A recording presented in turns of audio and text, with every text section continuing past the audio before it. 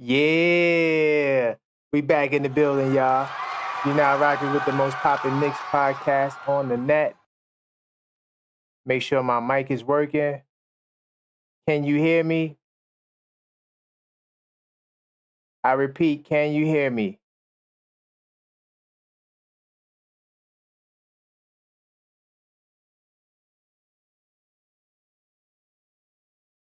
Yeah. More technical difficulties. Give me 1 second.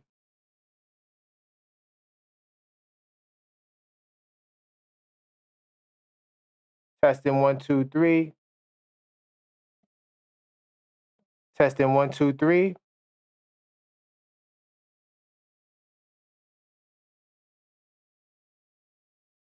No sound.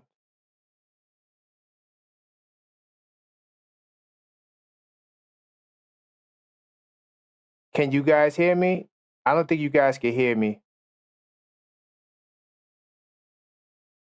Oh, you can hear me? Okay, because I can't see it on my monitor. All right, so cool, man. Yeah, so you now rocking with the most poppin' Knicks channel on the net. I am the objective fan, straight out of Kings County, New York City's finest. You know the vibes, y'all. Listen, I got an action-packed show for y'all tonight, man.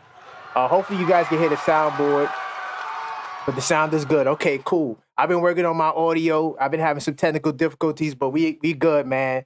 So, like the thumbnail says, like the title says, I will be giving you my 10 expectations on the season for this season. 10 things that I think the Knicks can do. I think a lot of you guys will agree. If you don't agree, you let me know. This is level-headed Knicks talk. I do want to give a salute to everybody that was in the building last week. We had the show talking about Patrick Ewing. Was it mismanagement? Was it misfortune? Great show. You know what? I want to do another one of those shows with another panel. And I have a question. I want to do a show on Melo. More in particular, Melo in the 2013 era. Around that time, the Knicks, they won 54 games. I want to do a show talking about Melo. I'm just kind of like, I have different angles. I'm wondering, what would you guys, if you guys have any questions about Carmelo Anthony or any show ideas regarding Melo in that time, I'm going to tell you some of the ideas I had. One of the ideas I had was I wanted to talk about whether or not Melo is overrated or not. I seen this on another show. They were the host asked the question, is Melo overrated because he never won a championship, right? He kind of fell short in terms of winning some accolades like MVP and things of that nature. That's one question. I don't know if I like that question because I don't think Melo, gets that type of overreaction, right? People find ways to kind of diminish his value, I feel and I'm talking about outside Knicks fans, just the narrative period about Melo. So definitely. Another idea too would be a similar question to the Ewing. It would be whether or not Melo's career or why he did not win a championship in New York, right? And then also I was thinking about tying Phil. Let me guys know what you guys think. If you want me to do another panel, put together another panel and of guys, other Knick channels, other Knicks content creators, and we could do that. So just let me know throughout the chat. Oh, salute to still Knick fans in the building. Salute to him. Definitely, if you guys are not subscribed, I know a lot of you guys are in his chat. Definitely still Knicks fans, great content creator. Does a weekly show as well. Definitely check him out as well. Knicks 100 said he was definitely overrated. Ooh, okay. He was definitely overrated. We might have to do that. We might have to do the overrated. I'm gonna write that down. We might have to talk about the overrated. But salute to everybody in the building. Definitely also join the Discord server. We definitely have a Discord server where we have a 24/7 Knicks chat. Some of the mods is in there, Maxine's in there, Coach is in there, Sam's in there. Definitely get inside that Knicks Discord server. You can click the link that's in the description or pinned up above. So we can have more conversations off the screen. Like even like NBA, we also have a 24/7 NBA chat too. So we could talk about stuff just outside of the Knicks as well. So definitely get inside that Discord server. But I'm cool. Salute to Maxine. Oh my God, Maxine got the chat lit, man. Definitely get them likes up. Salute to you if you're in the building. So look, I got a lot to talk about. Now, I have 10 things, right? 10 expectations. Hopefully we could get through all of them. I also want to give a salute to JB though before we get started too, for having a child recently with he and his wife. Salute to JB. Definitely, I know what fatherhood is like. I have a 2-year-old, and that whole getting up every night. I saw briefly he was talking about it on Mason Cam's podcast. So I want to give a salute to JB as well. And also, this week inside the New York Knicks pod will be coming back next Monday. So I might have to do a pre-record because it is Labor Day and I do have plans, but I will be bringing the pod back. So thank you guys for bearing with me with that. So you know what? Let's get this thing started. I know I've left you guys in suspense. I got some cool little things I did in terms of some animations, to try to make the show a little bit more spicy. So I'm going to jump into my first expectation if you guys don't mind, because that's why we're here, right? So my first expectation is the Knicks will win 55 games, okay? The Knicks will win 55 games. So some of you guys, I did a poll earlier today, and because I kind of wanted to see where you guys were at, I asked a question about what are some of the expectations or what's the most likely thing that could happen. And one of the options that was there was the Knicks will win 55 wins. Matter of fact, I should put it up on the screen, but I'm going to look at it real quickly just to get an idea of what you guys voted. So I could just tell you real quickly without having to. So 51% of the fans that voted, we had 94 votes. You guys said that 55 plus wins. But I noticed in the comments that some of you guys were saying that you guys feel as though we will win 60 games or more. Now, this is level-headed Knicks talk. You already know how I get down. I am the objective Knicks fan, so we don't just fanboy out, right? We try to have realistic, grounded, good conversations and things of that nature. I didn't want to jump off the deep end and go over 60 games, 60-plus games for this.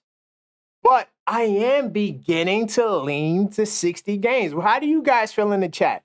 Do you guys feel as though 60 games, maybe my expectations are a little bit lower, right?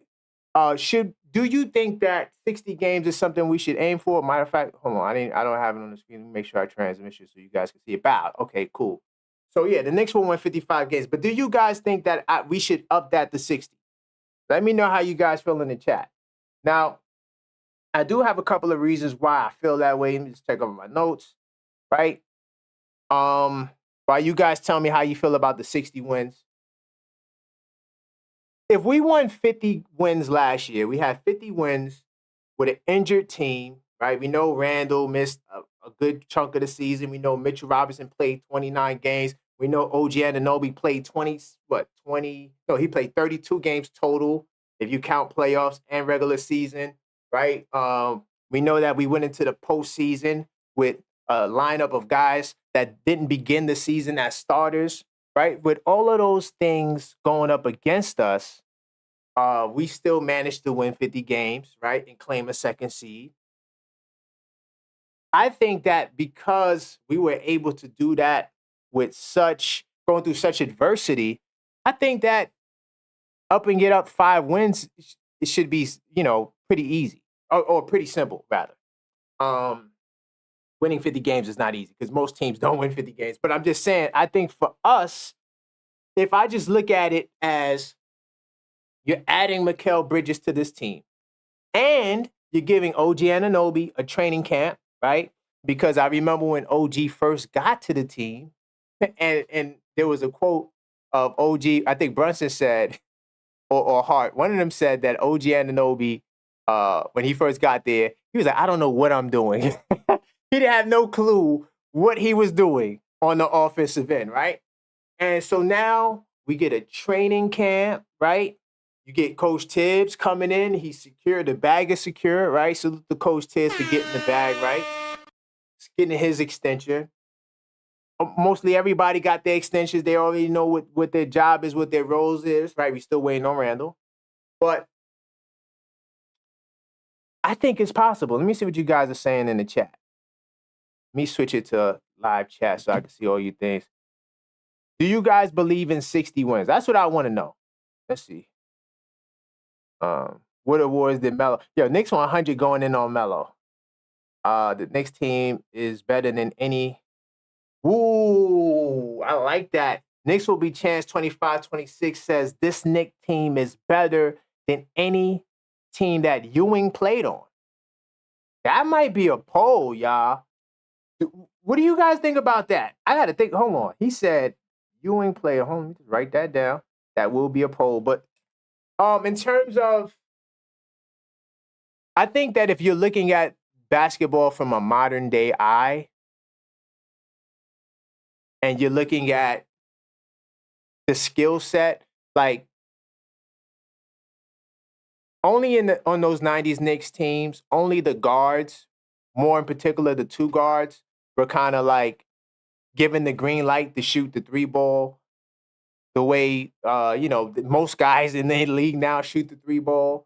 I think because the offense looks a lot more polished, it kind of can give you that illusion that this Knicks team could be better than the Ewing team. Now, I will say this, because salute the Knicks will be champs. He honestly thinks we're going to win a championship either this year or next year, right? So if we win the championship, then the team is better. However, you can't forget that we had a 60-win team, right? So we're talking about 55 wins right now. I think that it's definitely a possibility, strong possibility that we could, get 55, even 60 wins. I'm kind of leaning towards it. I just don't want to put that out there as such a high expectation. But those Knicks teams went to 2 finals. So 2 Ewing teams with the 2 finals, and they took Jordan to Game 7 in one of those years as well. So I don't know if I can put him over Ewing just yet. But as you can see, when I get through some of these other expectations, maybe after we go through the list, a compelling argument, it can be, if I can add on to what Knicks will be champs is saying, with my expectations, it's possible, right? Because we know that those Ewing's teams, as good as they were, they just didn't get over the hump. Let me see what else you guys talking about. Knicks 100, man, you really got me wanting to talk about Melo, and that topic of him being overrated. Maybe as the show goes on, I'll get more, suggestions later. But let me see. Outside of 92, 94, 97, you played on some blah Knicks teams. Okay. You know what? Knicks will be champs. I get what you're saying, right? Because this Knicks team is doing something that the Riley team, even the Jeff Van Gundy team, still kind of verdicts out on Jeff Van Gundy.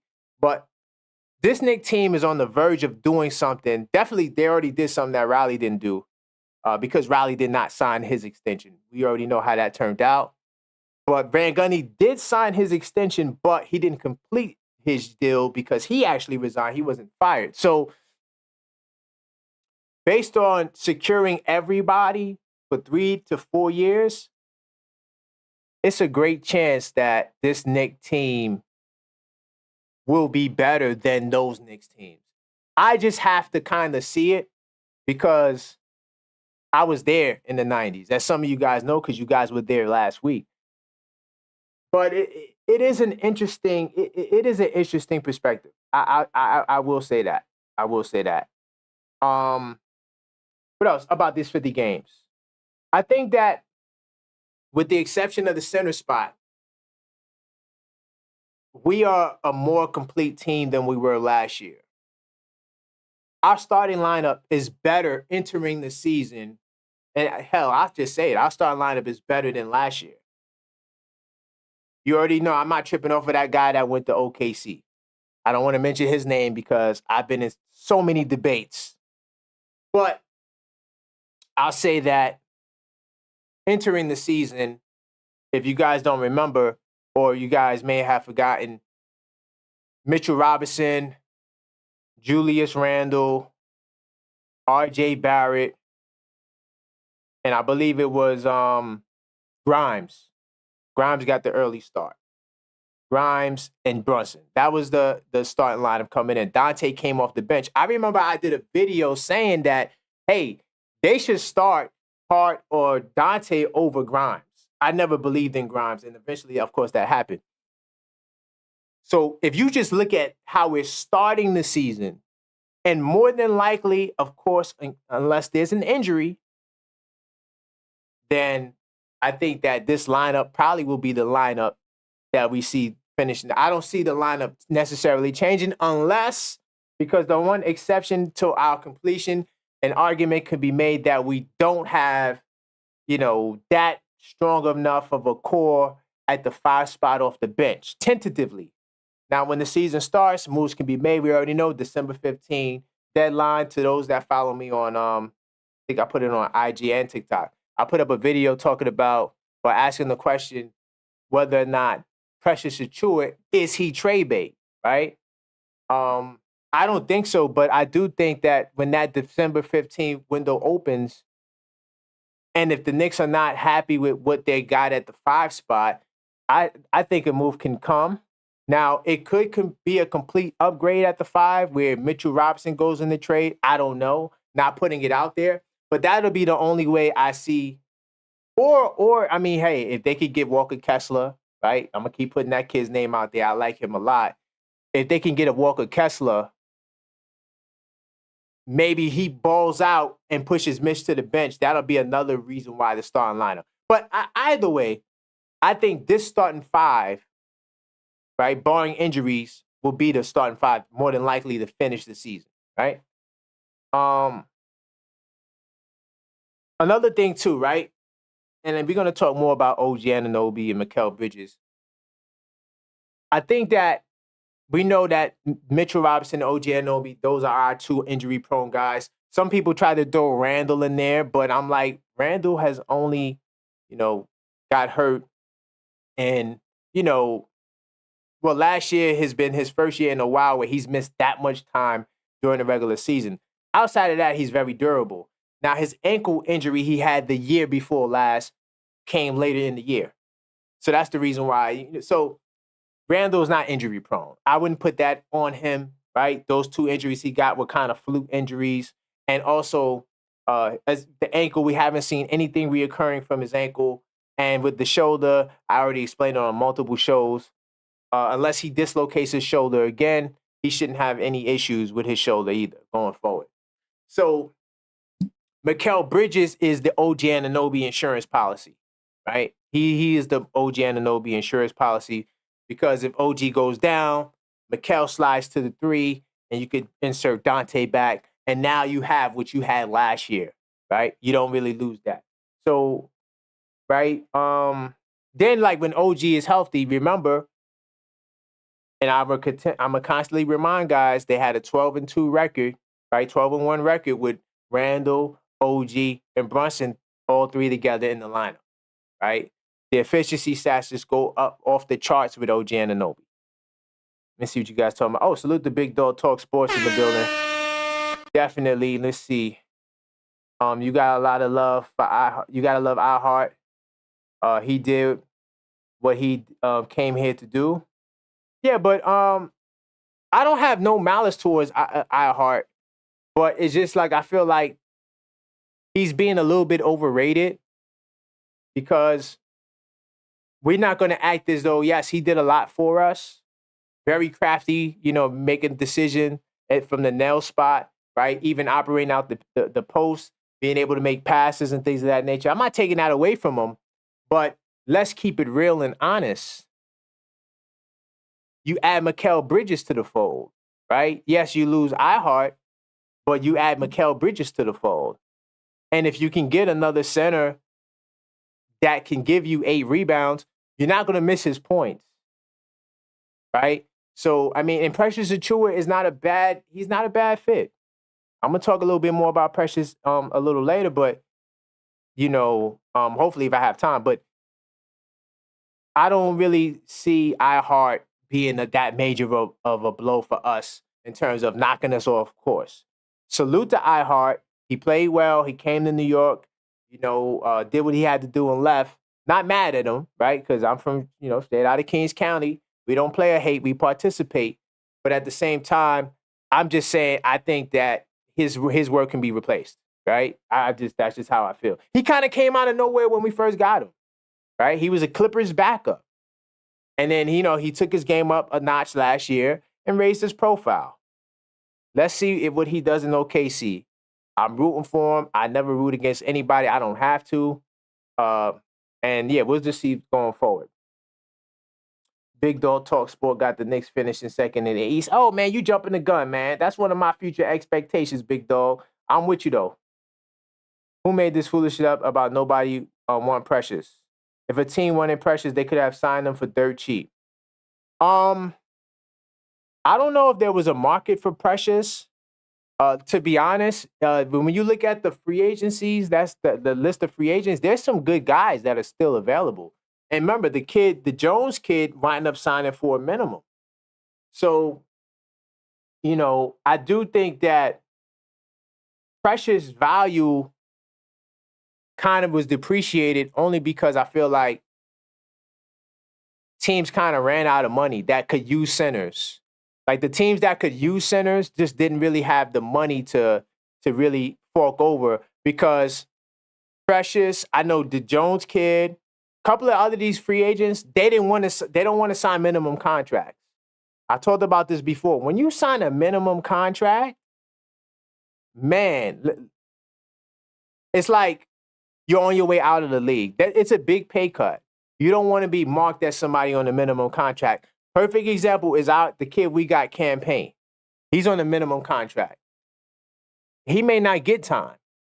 He might not get any time, right? And it's a shame because the kid, I feel like Campaign can play. Now, of course, if we get a whole bunch of injuries, opportunities there. But right now, when you look at the point guard depth chart, if you got Jalen Brunson, Deuce McBride, Tyler Kolek, then Campaign, that just shows you where he is. So I don't know if I would say a team didn't want him. I think that maybe teams wanted to see a larger sample size because when he did start playing in New York, it was kind of like not that many games. Like he didn't really have that many games where he was getting that much minutes. So I just think that kind of might have hurt him in free agency.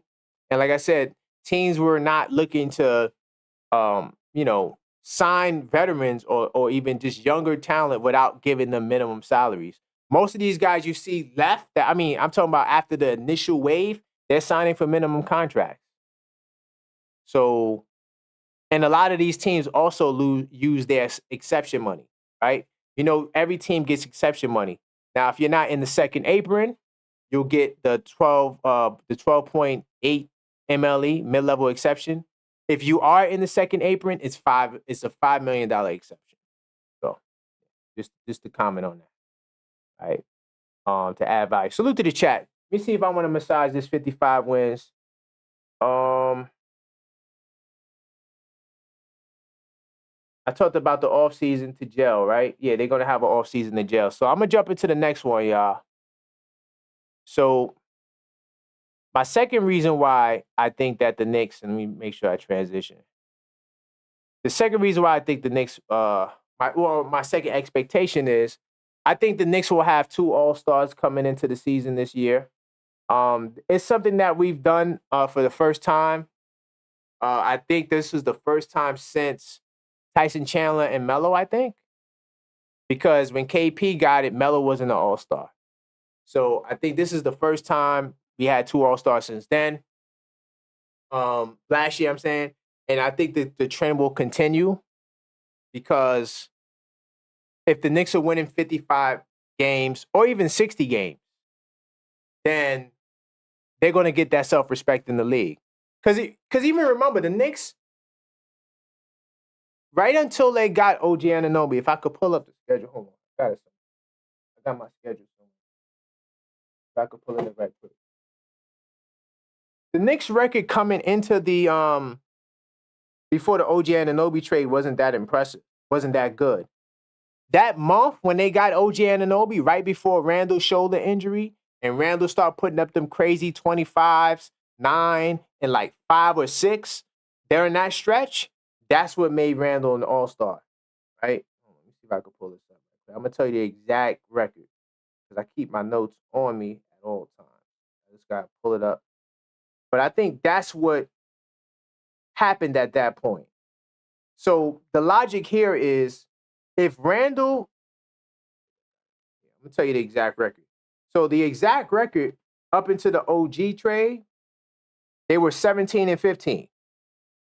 Right before All-Star break, which All-Star break I believe was like what, February the 18th or something like that. So they went from 17 and 15 to like 33 and 22. So it was that run that made Randall into an all-star. And then, of course, unfortunately, he got hurt in the middle of that crazy run. But if the Knicks would have stayed 2 games, a game above 500, I don't think that we would have had 2 all-stars. I'm even going to jump the gun. I'm going to add this to my expectations. I'm going to say that I think Jalen Brunson, and I asked this poll, salute to my man Knicks Deli too. By the way, check out Knicks Deli. He actually has a really good video talking about who's the best point guard in the Eastern Conference, right?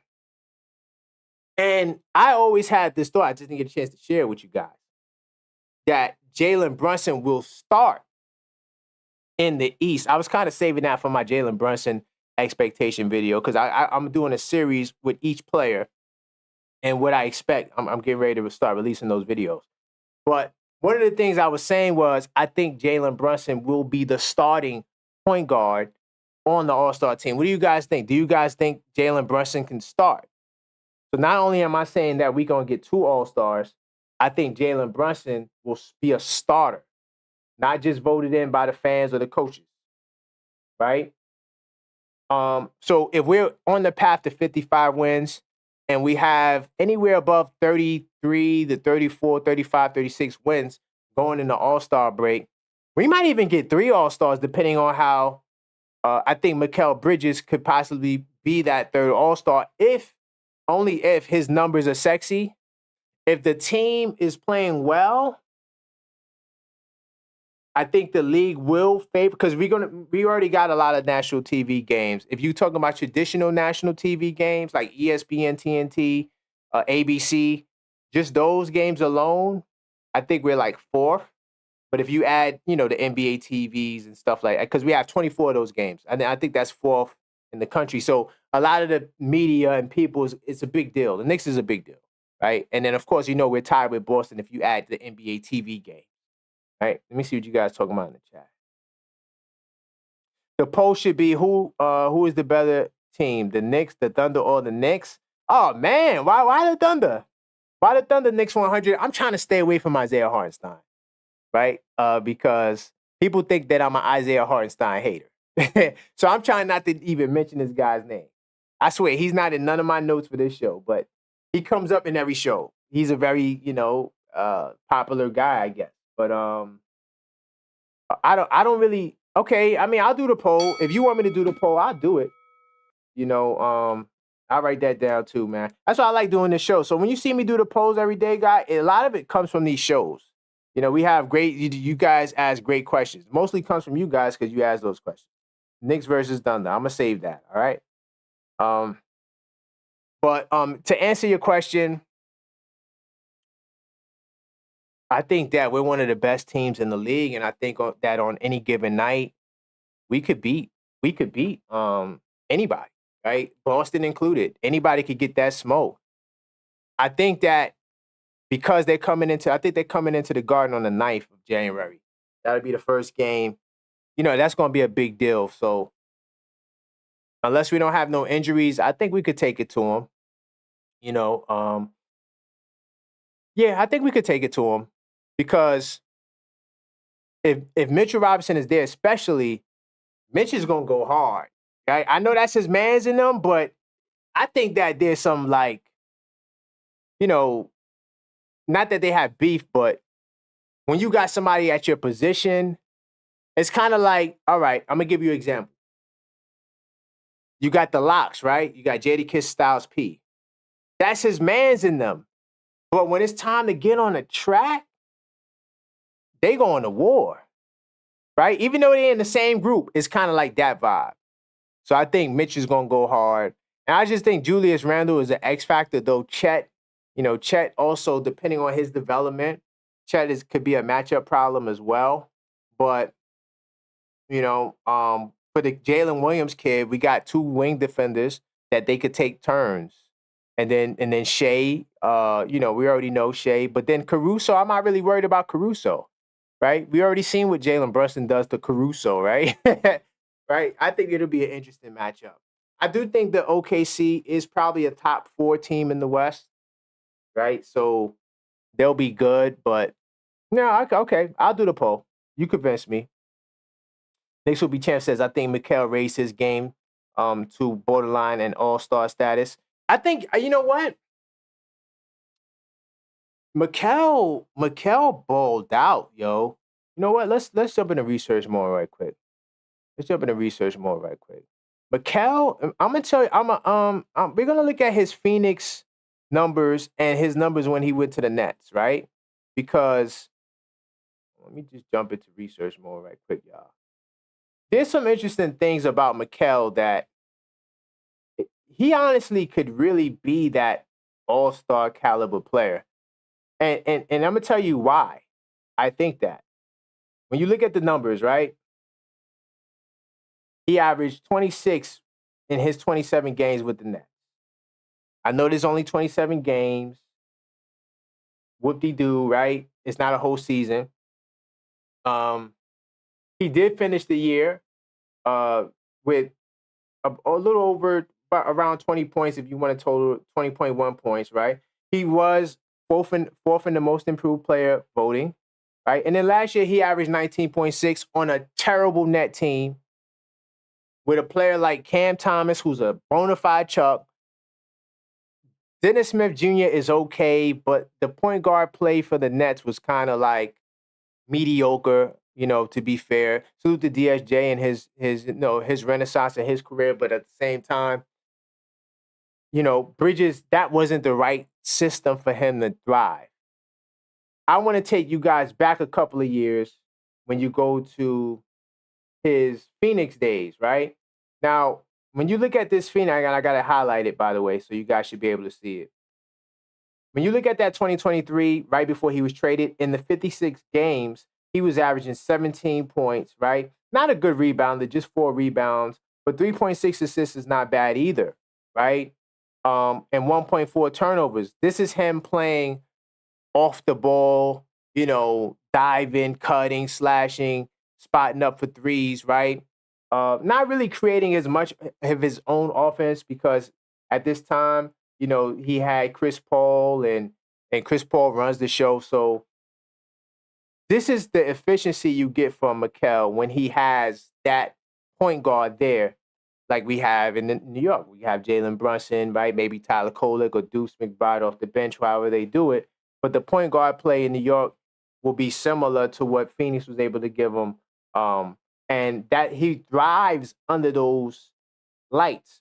So, and even if you go back up to the year before that, when you look at him in 2022, I know you see the 14 points per game, which is not, nothing to write home about in terms of, oh yeah, this guy is putting up incredible numbers. But you got to understand what his role was, right? He was like the 3rd, 4th option in Phoenix, right? Behind Ayton, you had Paul, you had Ayton, right? Crowder, right? I'm not saying Crowder had more touches than him, but they had a nice little team where, Bridges was trying to fit into what they were doing.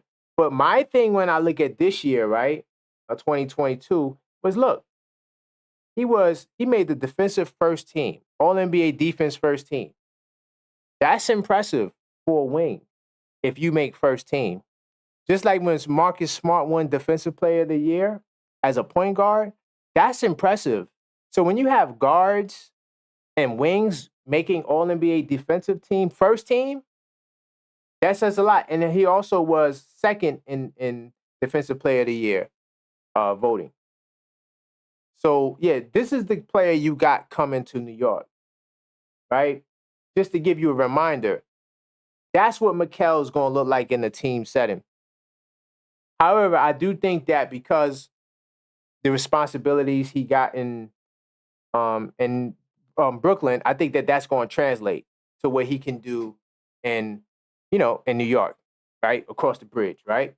So it could be 3 All-Stars, or if it's 2 All-Stars, I don't know, something catastrophic or crazy happens with Randall, it could be Bridges and Brunson, right? Who knows? You see what the NBA is doing to Boston, right? You see how guys who should be getting awards don't get them, right? You just see it. All NBA team. I don't think Jaylen Brown was an All NBA teamer, right? So it could be a mode where, for some reason, they want to put Bridges ahead of Randall. I don't know. I'm not saying it's coming, but I think that either way you slice it, I think that we can get multiple All-Stars this upcoming season. Let me see what you guys talking about in the chat. Randall completely changed his game after the OG trade. That's a fact. Salute to you for that. Is Jalen a better point guard than Halliburton? Better basketball player? Yes. Better point guard is the question. Well, you know what? I'm gonna talk about that. Knicks will be champs. I'm not someone, right, who believes that point guards have to be passed first. So I'm just gonna say that for the record. I'm not someone that says what makes you a point guard is because you're a pass first kind of guy. There were a lot of guys back in the days, if you go into the history, that lit it up. Pistol Pete Marriages was averaging 30-something, and he was a point guard. Tiny Nate Archibald, I think, led the league in scoring one year, right? And he was a point guard, right? So I'm going back to all the way back in the days. I'm not even talking about today, right? Isaiah Thomas, you seen what he was able to do in Detroit, right? And those were really good, talented point guards, great point guards, right? So I am not someone that says a point guard is pass first. To me, a point guard has to make plays, whether it's for himself or his teammates. But Brunson showed you he could make plays for his teammates. Brunson, hold on. Let me pull up Brunson's numbers right quick. Wasn't Brunson averaging like 7 assists last year? I know it was like 6 or 7 assists. I think 6 or 7 assists is the standard for point guard. If you get a point guard that gives you, he averaged 6.7 assists, Jalen Brunson, right? I have it in research mode. I'm not going to switch it, but I just took a quick glance. So, to be a point guard, you have to average 10 assists or more. He's giving you 6.7 assists. Matter of fact, let's do this. Let's jump into research mode. Let's see who. Let's jump into research mode, and let's see what the leading assist people were in the league. All right, so let's see. Let's go to leaders, and let's go to 2024, 2023 season. Okay, so look. So we're gonna look at the top assist men, right? Because that'll be the only thing that'll, shade Brunson, would be the fact that he doesn't get the assist. We know he gets the points, right? We know he controls the flow of the offense. I don't want to see total per game. So look, this is per game, y'all. This is per game. This is the leaders, right? Scroll down. Okay, scroll up so you guys can see it. Let's see, per game. And I want to do, how do I sort it by assist? Okay, boom. So look, this is the top. Hold on. Basketball Reference is bugging out right now. Hold on. Make sure I got the top.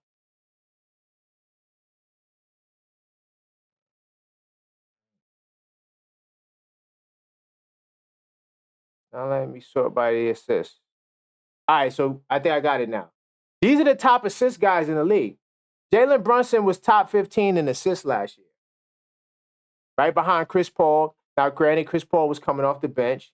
Devin Booker played point guard, right, last year. Devin Booker, he averaged 6.9, right? A couple of a tenth of assists more than Brunson. Dame Lillard, 7 assists. Tyus Jones, 7.3 assists. Cade Cunningham, 7.5 assists. So Jalen Brunson's right there with these guys. Are these guys better point guards than Jalen Brunson? So if you ask me, right? You ask me, I'm going to say, I'm going to take Jalen Brunson's, because Tyrese Halliburton's giving you 20 and 10, right? So typically we look at points, rebounds, and assists, combine them, and that's how they kind of rate guys' metrics, right? That's how they give Jokic the edge over Embiid. When you average point, rebound, and assists, then Jokic has more than what Embiid does, because if you just do points and rebounds, then it would be Embiid. But if I'm looking at points and assists, right, I'm not going to really be too concerned with rebounds so much because they're point guards. Point guards don't really rebound like that, except for Luka. Luka's the only point guard, and maybe Shea, that rebounds at a decent clip. But look at this. If you add Jalen Brunson's, remember, Jalen Brunson averaged 28 and 6.7 assists. Halliburton averaged 20 and 10. I'm taking Jalen Brunson's production at the 28 and 6. That gives you 28 and 6 is 34. Halliburton's giving you about, 31? So I'm taking Brunson's 34 over Halliburton's 31. That's how I look at it. I'm just telling you how I look at it, right? So not only will I say Brunson is the better player, I'm going to say Brunson is the better point guard because now Halliburton is better at setting up other players. If you want to say assist man and passing the ball, okay, Halliburton is better than Brunson. But if you're talking about just the overall point guard position, because I'm going to say this to you guys too, and I don't care what nobody from back in the day wants to say. I think Stephen Curry is the best point guard in NBA history, hands down. Why do I say that? Because when I look at the list of all the point guards you're going to give me, none of them scares me more than Steph Curry on the scouting report.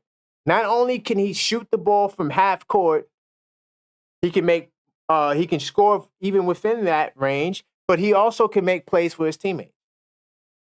Then he could play off the ball. So for me, a point guard is someone who can make plays, whether it's for himself or for his team. So Jalen Brunson to me is top 3 in that. Of course, if you want to say Luka and SGA above Jalen Brunson, fine. Outside of that, none of these other guards, and I just showed you the numbers from last year. None of those other guards is giving you more points and assists, and throw rebounds in there if you want, than Brunson. So to me, not only is Brunson the better player, I'm going to say he's the better point guard. Halliburton is the best assist man. That's two different things to me. Because then you got guys in the top 10 like Sabonis had 8 assists. He's not a point guard. So, yeah, it's just different things. Knicks will be chance. Yeah, point guards control the flow of offense. Thank you, Knicks will be chance for that. Salute to you. Brunson can get better with his assists. I think that's on my list. I'm getting to that, right? I'm getting to that. I think that's a part of my Brunson expectation series. Whatever. We could talk a little bit about that. I do think Brunson will average more assists. I do think he'll average more assists because he has more guys to pass to. And the fact of the matter is, if Brunson is cooking them like he did last year, they're going to have to double him. And that's going to be the mistake. When you try to blitz Jalen Brunson or blitz Luka Doncic or blitz SGA, that's what they want you to do. Because now they're not, those 3 guys that I'm telling you about, not only can kill you with the scoring, they can kill you with their passing and getting guys involved. That's just what it is. So if you're going to blitz Jalen Brunson, good luck, buddy. I wish you the best of luck. It's going to be very difficult. Then you got Julius Randle on that in the high post or at the nail or at the top of the key, wherever Julius Randle wants to operate, and that ball swings to him. Good luck. Good luck. Let's see. I think we can move on to the third one now. But that's my take. Let me see if you guys are saying anything else. Halliburton controls the flow of the game better than Brunson. I don't know about that. Sometimes Halliburton disappears. Like, and when I say he disappears, meaning that, especially when all right, next time you watch the Pacers, right?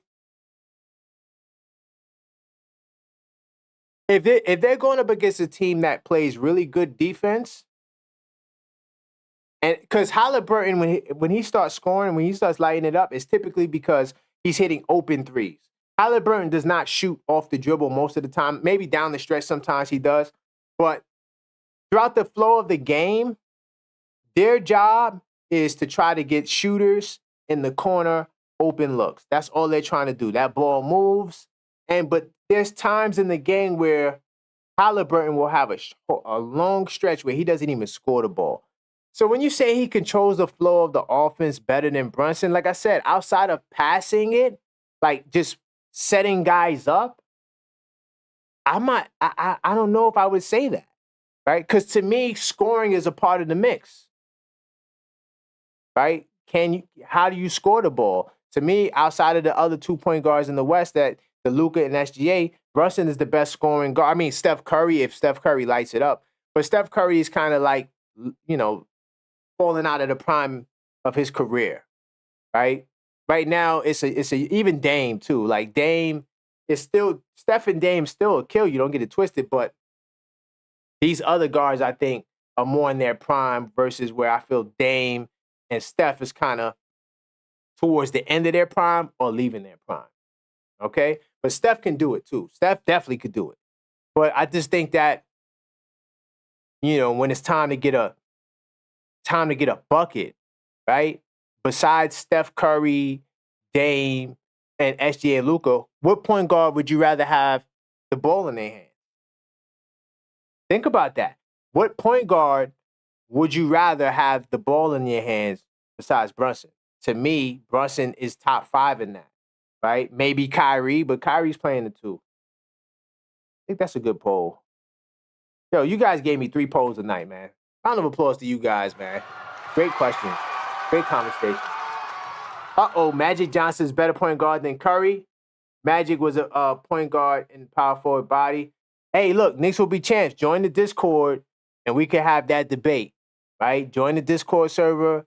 I have a 24/7 NBA chat. We can discuss that. We can hash that out if you want to. I'm not going to do it on this show because this is a Knicks show, but I strongly disagree.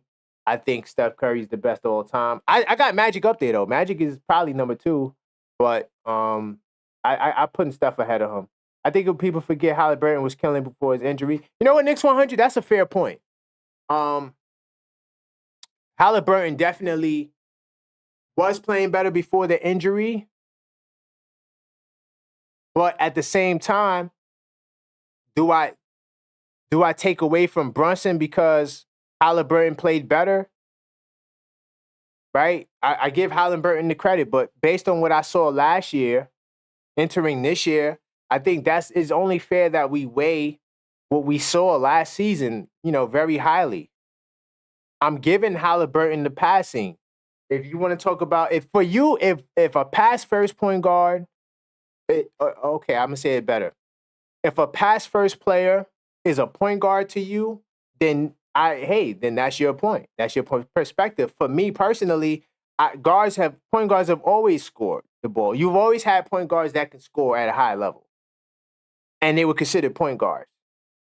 So, but I'm not from the school of thought that in order to be a point guard, you got to pass it, right? To me, Jason Kidd, Chris Paul, are not more of a point guard than Steph Curry, right? Or I'm trying to think of Kyrie, right? Even though Kyrie's playing the 2 now. But when Kyrie was playing the point guard, why, it's just two different styles, right? Just like how, okay, another example. So back in the day, traditionally, centers were in the paint. Now you have Jokic and these guys bringing the ball up. Sabonis, who else? The Sengun kid. All these guys have guard-like tendencies. Embiid loves to be at the nail a lot. He operates from the nail a lot. So, are they not traditional centers? Like, because they don't play like Shaq, right? That's all I'm saying. That's all I'm saying. We could agree to disagree, guys. Kyrie's definitely up there. Kyrie's definitely up there to me. But he's a two guard now, so I rate positions by what you play now, right? Not what you came into the league as. The position he's a two guard. Luka is the one. So that's just how I see it.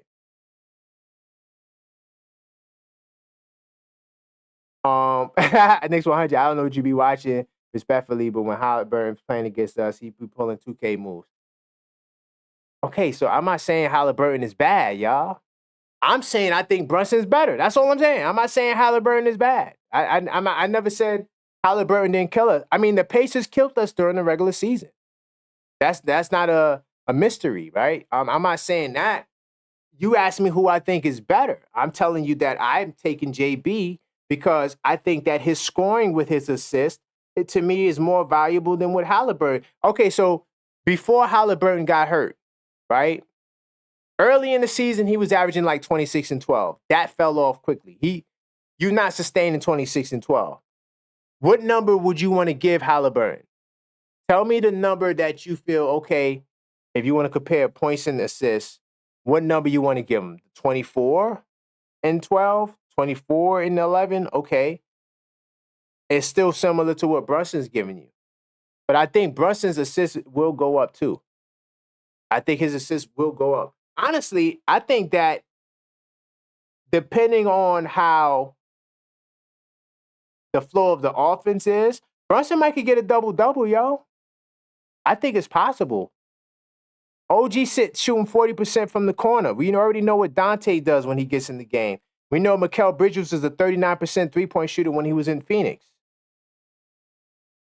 So it's a lot of efficient shooting out there. I'm just saying, that's just my take, guys. We could agree to disagree, guys. Kyrie all time would be consistent, would be Steph Curry. So hold on, Joe, you saying Kyrie all time? Where you got Kyrie all time? I don't got Kyrie in the top, though. Only reason why I don't have Kyrie in the top, like top 5 all time, is because when Kyrie had his most success, he wasn't the lead dog. No offense. When you're talking about guys you're naming, you said Bob Cousy and those guys. I don't even want to go back that far. But like, if you want to talk about Isaiah Thomas and Magic and those guys, they were the man on their teams. So Kyrie, it has been kind of a Robin. That's the only thing I'm taking. That's the only thing. Because even an argument could be made, LeBron was the point guard a lot, right? In the Cleveland days. And Kyrie was more of a two guard. Kinda. Even though he was the point guard. But I digress. But I'm not sleeping on Halliburton, y'all. Don't get that twisted. Oh, okay, Knicks 100. That was somebody else. Okay, copy. Okay. Let's see. There's no one in history of the game that won the NCAA title and then his first year won. Oh, God, Dwayne Dennis. Salute to Dwayne Dennis. Listen, you want to debate Magic? Join the Discord, y'all. Join the Discord. Yeah, Pistol Pete, y'all. I don't think Earl the Pearl was a point guard, though. I don't think Earl the Pearl was a point guard. Hold on. Let me look that up right quick. Earl the Pearl, because he was a Knick. I thought Earl the Pearl was a two guard. Well, I could be wrong. That's way before my time. Oh, I guess he played both. He played both 2 guard and point guard. Let's see. When he was with Baltimore, oh, he played point guard for 2 years. But Basketball Reference has Earl Pearl listed as a shooting guard for the majority of his career. He only played. They got him down as a PG. This was 70, and then in 71, that's when he was a PG, and he was an MVP. Yo, Earl Pearl, man, legendary, legendary, legendary. But let's move on to the third one, y'all. Wow, it's an hour into the show. We only got to number 3. I might have to finish these up next week, but let's see how far we could get. So my third one is Knicks will finish as a top 2 seed. Now, you can add that along the same line or the same vein as the first prediction, which was the 55 wins. I think that if the Knicks get 55 wins, right, I think that will be enough to secure the second seed. Salute the big dog. He kind of spoiled that. I think that when I look at last year's team, and maybe, I'm a little too optimistic. I don't care. I think we have a lot to be optimistic about. If we were a second seed last year, why couldn't we be a second seed this year when you have a more improved team? It'd be one thing if they didn't make any changes.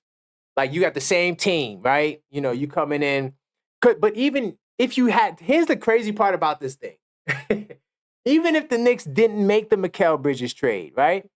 They still would have a pretty good team. They still would have a pretty good team. Even if they didn't make the Mikal Bridges trade, the Knicks would still have a good team, right? Because the argument would be, like I said earlier, guys having an opportunity to gel, coming in healthy and gel in the training camp. We didn't have OG Anunoby in the training camp. Now you get OG Anunoby and Mikal in the training camp. I think that the 55 wins, 60 wins, right, puts us on the heels of the Celtics, because I think the Celtics will be probably the favorite to win the East record-wise. But this team, when you look at, because I really dissect the schedule. I really dissect it, right? And the Knicks, last year, we had a record of 29-5 against teams that were below 500 when we played them, right? So I didn't change it. So for example, the Hawks, at one point they were 500, or Utah, at one point they became a 500 team. I didn't change it. So when we played them, they wasn't a 500 team. So I kept them on the list. Sometimes they take those games away and say, oh, this team, I keep them. So how I tracked it, when we played these teams and they were below 500, we were 29-5. 29 is more than half of the wins that's necessary to get you to 55, right? So if you just beat if you improve that 29-5, let's say you improve the 29-5 and you do 33-2, that's 4 extra games, right?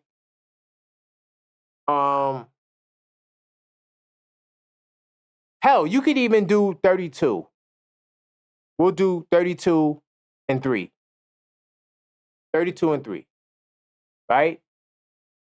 31-4.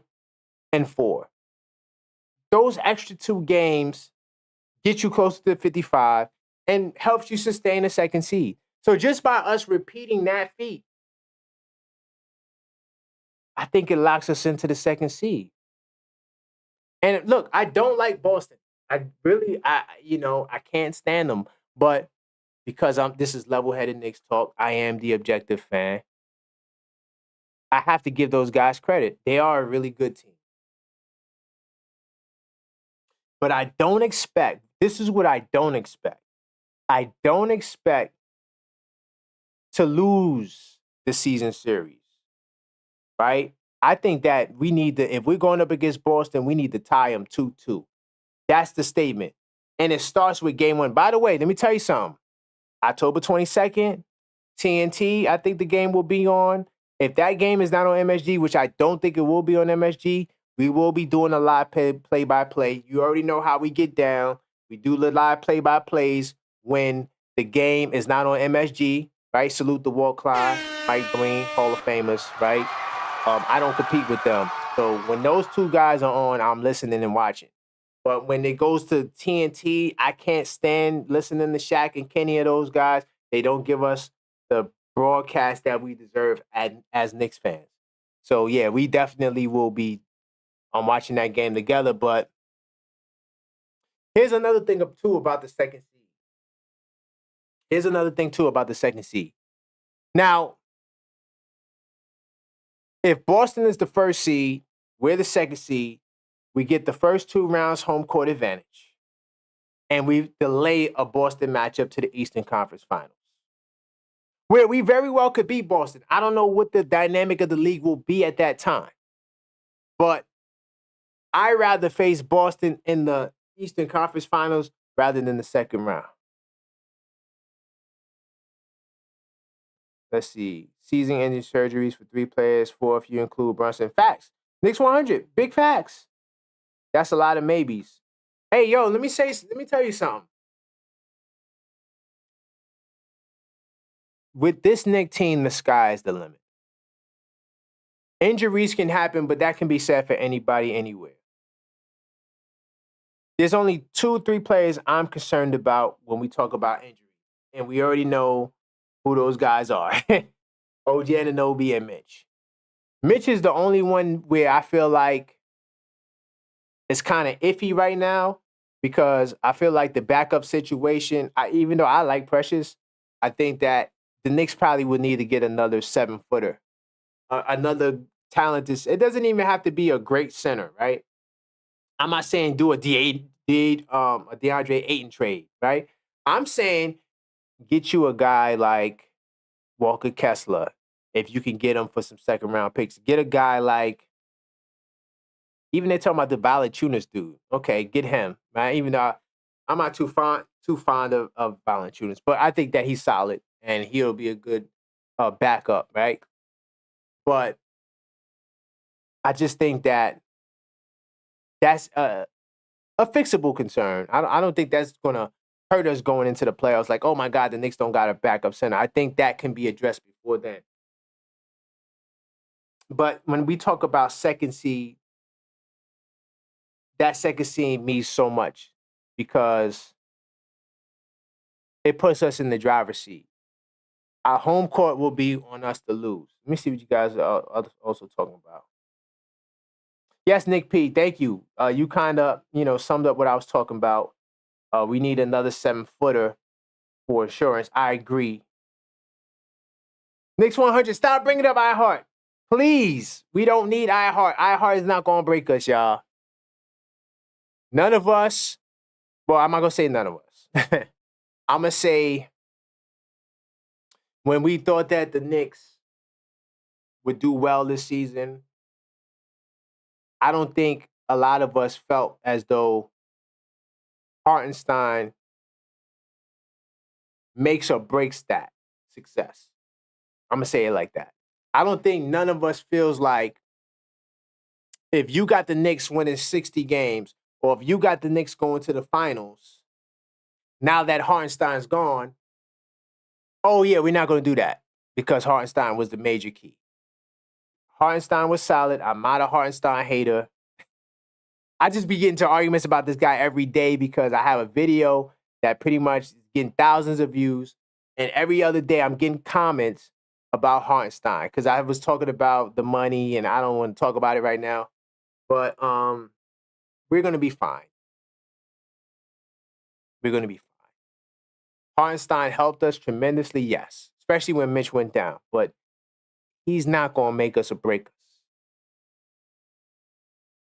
He's not going to make it. That's all I'm saying. Were the injuries sustained by the Knicks an outlier or a microcosm of what the team truly is? Ooh, Knicks will be champs. I love the Knicks will be champs questions. You guys really good questions. Keeps me on my toes. Um, I'm gonna say an outlier. I don't think I think that the truth about our team is that we have two guys that are injury prone. I don't look at it as Tibbs burning guys out. No, that's nonsense. I don't look at it as any other factor outside of stuff happens, man. It's basketball. Um, but I think we're gonna be fine when it comes to health. If hopefully that answers your questions. Getting Kessler will probably cost us McBride. Ooh, I didn't want to do that poll because salute to all the Deuce fans. The Deuce got a huge hive of people that support him. I will say that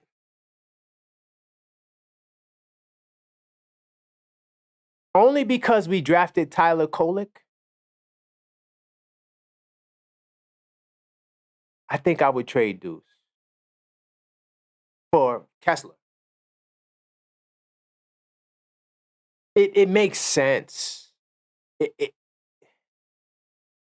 remember, Kessler is on a rookie scale contract, meaning that he'll be a restricted free agent. I know Leon Rose and the Knicks brass are not too fond of first round picks on rookie scale contracts because they trade them all, right? They trade them all.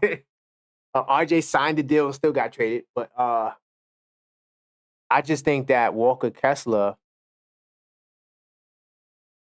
I couldn't, and I'm not saying this would happen or is going to happen. And salute to Mitch. I do rock with Mitch. I do support Mitch. About to lose my soundboard. Make sure I put this on the charger. I do support Mitch. I do love Mitch. But at the same time, I see a world where Walker Kessler can become the starting center. Can you imagine that? Knicks trade Walker Kessler, and then he takes Mitch's spot in the rotation, sort of like how Hartenstein did. Basically, what I'm saying is Kessler could be like another Hartenstein. Maybe not as sharp on the offensive end in terms of making decisions and being like somewhat of a point center operating out of that high post. But I'm talking about his scoring ability in the low block. Not to say that he's a bruiser who's going to get you buckets. I think that he could develop it. He has a good body. And I do think that he can develop something down there. But he's a good rebounder and a good shot blocker who plays defense. He's a Coach Tibbs type kind of guy. So if Mitchell Robinson goes down, this kid Walker Kessler steps up like Isaiah Hartenstein. Whereas the alternative would be you keep Deuce McBride, and now Deuce McBride falls behind Tyler Kolek in the depth chart. I'm not saying this is going to happen.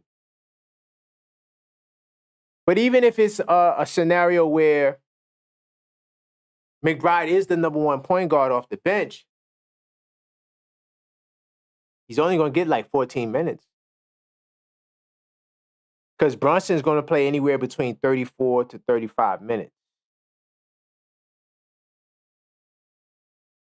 You could give that 14 minutes to Kolek. Something happens, you still have campaign. All I'm saying is, to be objective, it would make sense to move. Hold on.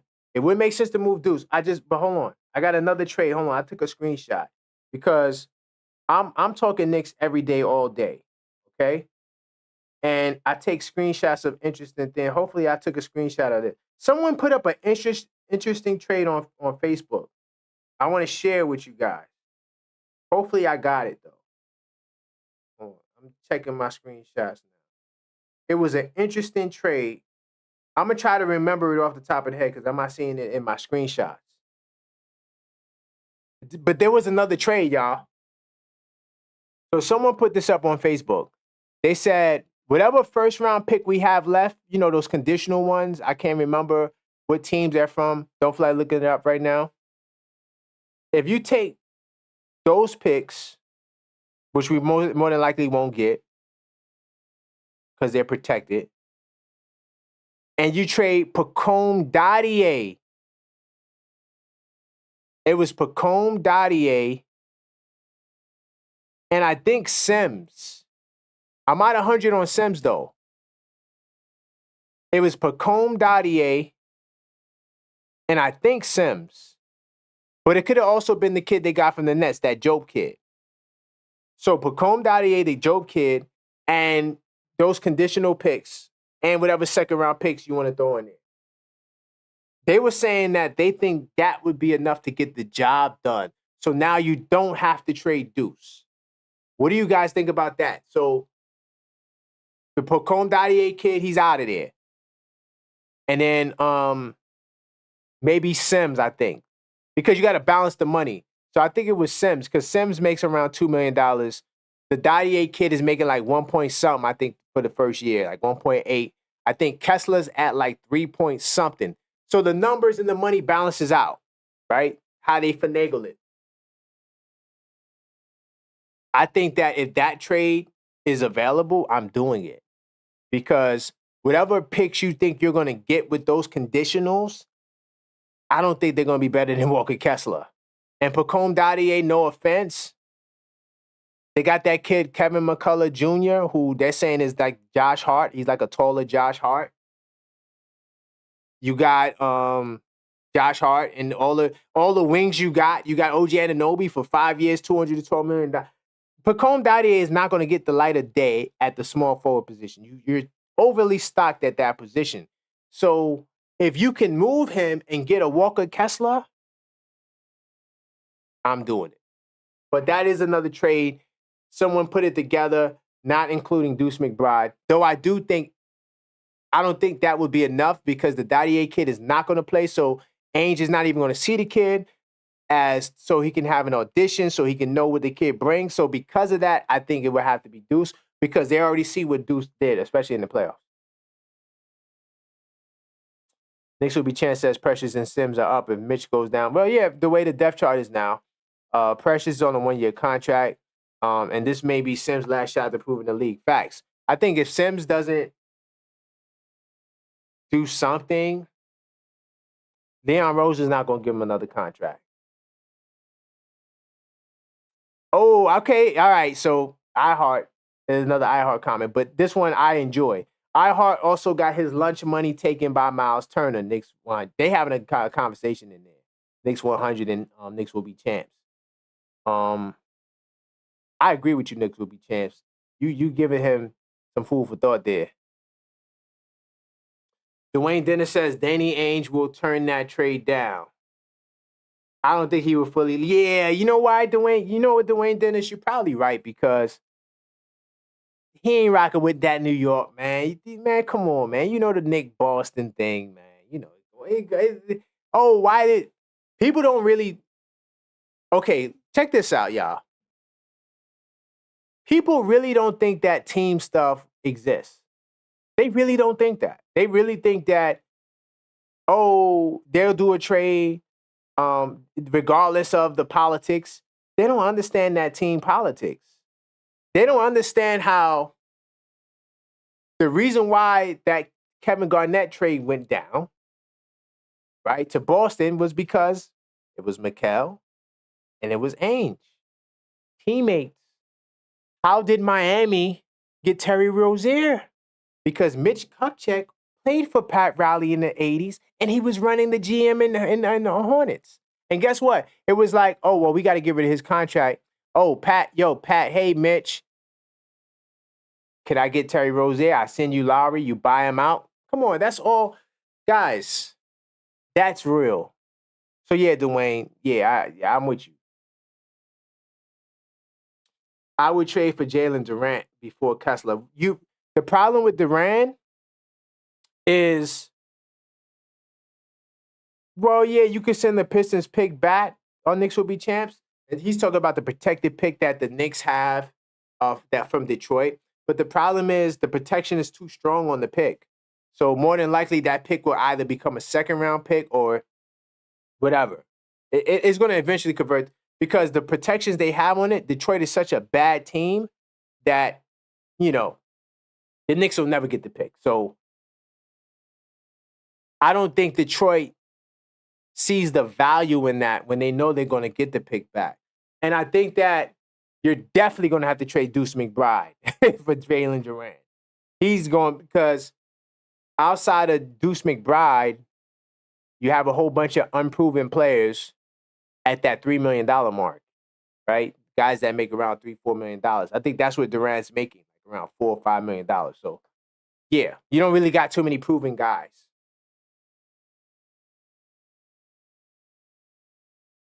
Knicks 100 says Sims is Durant. You know what? That's another poll, y'all. Do y'all believe in Jericho Sims? Because I ain't gonna lie, Sims is starting to get a believer out of me. He's starting to get a because, I read, if you guys been watching the pod this week inside the New York Knicks every Monday, I read an article talking about how this is the first offseason that Sims has where he's going to be healthy, right, and ready, and that could be a renaissance for him. All possibilities. I don't know, right? But all possibilities. Durant is better than Kessler. Yes, Durant. I'm going to say Durant is more polished than Kessler. Kessler doesn't get opportunities to show what he can do, yo. He doesn't. He's playing behind Collins, Olynyk when they had him. Then they had the Fontecchio kid who they wound up trading. And now, I can't remember who he's playing behind right now, but Kessler has always just been behind. He had the 1 year where he started a lot of games, but that kid don't get the light. That kid is a real rebounding defensive bully. And because Durant is more polished, and Durant, I think, averaged a double-double already in his young career, the asking price for Durant is going to be higher. Whereas, I think, because remember, Kessler's coming up off his rookie extension. So typically when teams don't have you in their future plans, they're looking to move you right before that contract is over. So I think that's where Kessler is. That's why everyone is continually talking about the kid. But let me see if I can move. Where we at? We at the hour 22 mark. Let me see if I touched on everything here. I'm going to move to number 4, y'all, while we have these conversations in between. This is Level-Headed Knicks Talk, y'all. Let your voices be heard. I do interact with the chat. Definitely some great conversation, great points, y'all. I love it. I love talking this Knick Talk. I could do this every single day. But we're going to jump into the fourth, my fourth expectation on the year. So number 4 is I believe that we will have 2 All-NBA defensive players. I don't think we had 2 All-NBA defensive probably since the 90s. Because when Chandler was there, Chandler was the only good one. We didn't have no other All-NBA defensive players. Then the 2000s blurs. But I know Ewing, for sure, those guys. So, yeah, I'm thinking like this would probably be the first time we had 2 All-NBA defensive players. Now, if you notice something, right, a trend now, like a lot of my expectations are kind of contingent on each other. So if you have 2 All-NBA defensive teamers, and I think that there's 4 players that could qualify for this award. You have OG Anunoby, Mikal Bridges, Mitchell Robinson, and I'm gonna throw Josh Hart in there. I'm gonna throw Josh Hart in there. I believe Josh Hart could win the award. If Caruso could, and salute to Caruso, no hate on Caruso. Caruso is a good defender. But at the same time, Josh Hart is now popular in NBA circles. And the fact that the Knicks will be on TV a lot more, the fact that, the Knicks made noise in the playoffs last year, especially Josh Hart with playing 48 minutes, right? To the point where there's like a running theme in the NBA that is Coach Tibbs. He overplays guys, right? He's going to play you 48 minutes. I'm going to do you like Coach Tibbs, right? Josh Hart, 48 minutes. So Josh Hart popularity And the fact that he's durable, he's going to play 70+ games. He does it every year. Well, he's only been with the Knicks a year and a half, but at the same, it feels like a lot longer than that, right? But Josh Hart is pretty durable. He's going to get minutes. He probably will get 28, 29 minutes off the bench because I think there will be a reduction in OG's minutes. And maybe I could touch on that a little later, but what do you guys think? Do you guys think we could get 2 All-NBA defenders? I think so. And I think, of course, the 2 favorite will be OG and Mikal, but OG's health, right? OG's health. Now, and Mitch's health, too, because that's the, standard. You have to play 65 games. So, if they weren't injury prone, I might have said 3 All-NBA defenders because I do believe that this Knicks team will be a top defensive team. But because I know Mitch and OG, or hopefully not both of them, are probably going to miss some time and probably won't cross that threshold. So I think that if one of them don't cross the threshold and Josh Hart crosses it, I think Josh Hart, especially if Josh Hart's starting, I think that he definitely could win defensive player, be an All-NBA defensive team. Sorry, my alarm. Right? Josh Hart, right? Another crazy thing about Josh Hart that a lot of people will talk about, because NBA 2K ratings now is a big thing. I really don't remember 2K ratings being this big the way it is today, where it's like everybody's talking about I'm talking about not just overall ratings, y'all. Josh Hart was talked about because he was the only one in NBA 2K to have a 99 hustle rating. And then somehow Luka got 98. Don't want to talk about that. That's crazy. But he's the only one with a 99 rating for hustle, right? And he's regarded as a top-tier defender. So I think Josh Hart, based on the notoriety of it, whether or not he has the stats to back it is another thing, but he's a great, rebounder. So they could use a defensive rebounding stat, to justify it. I mean, you could use any stat. Hell, look, Rudy Gobert, Defensive Player of the Year. This guy doesn't even, I don't want to talk about that. Anyway, bottom line is, and the fact that the award is positionless now, so I could see him sliding in there. Hold on, I remember the first team was all bigs. Hold on, let me pull that up right quick. I'm going to have to jump into research mode.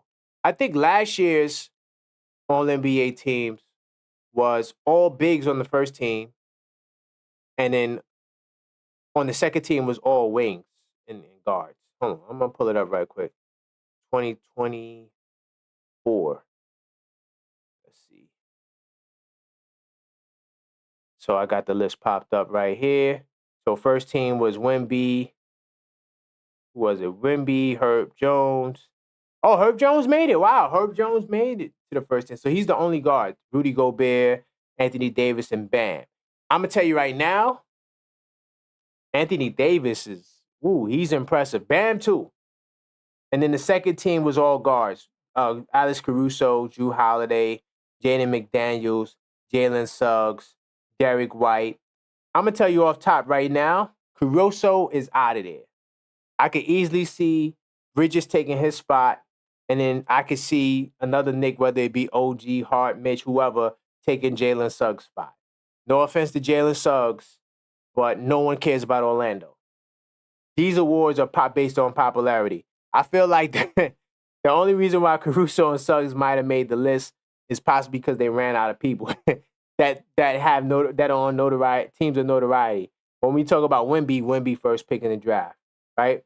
Herb Jones is kind of a surprise, but Herb Jones, honestly, his defense is really good. He deserves a first-team honor. Of course, Rudy Gobert, Anthony Davis, Bam, that goes without saying, right? So you see the way the voting is.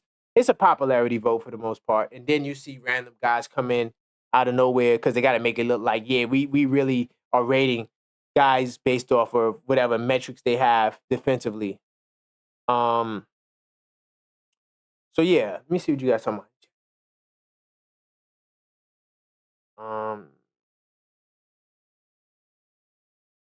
Let's see. Okay, Knicks 100 and Knicks GM kind of hashing it out.